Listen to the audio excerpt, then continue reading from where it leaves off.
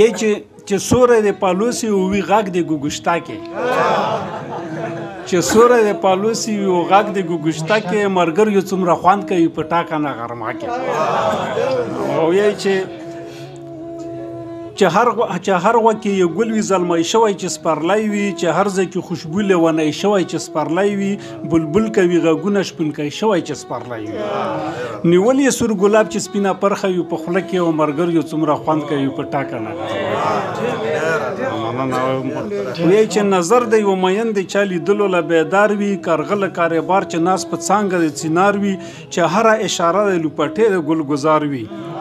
نو وی بل رنګ اثر د منظر په تماشا کې نو مرګر یو څومره خوند کوي په ټاکنه غرمه کې نو وی چې احساس کې یو بل ولوله را پیدا کیږي نظر له ښکلا د سین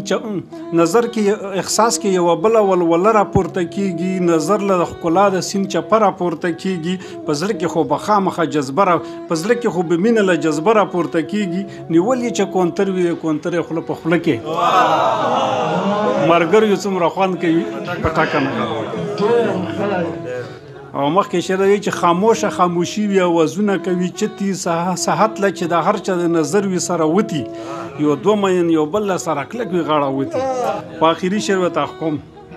یی چې زلمی چې د خیبر د اشنغر و ملاکنډ وي مرګري چې د لرې نه راغونډ وي غږیږي چې نغمه او هم په بانګو لګي پند وي چیلم او رباب دواړه هماهنګ وي په اجرا کې چیلم او رباب دواړه هماهنګ وي په اجرا کې مرګر یو څومره خوند کوي په ټاکنه غرمه کې وی چې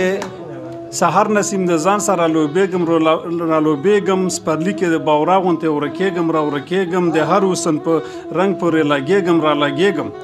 دا روح رانه خور شوی وي د هر ګل په واګماږي دا روح مننه یی چې سحر نسیم د ځان سره لوبېږم رالوبېږم سپرلي کې باورا غونتې ورکېږم راورکېږم د حسن په هر رنګ پورې لګېږم را لګېږم دا روح رانه ورک شوی وي د هر ګل په واګما کې مرګر یو څومره خوند کوي په ټاکنه غرمه کې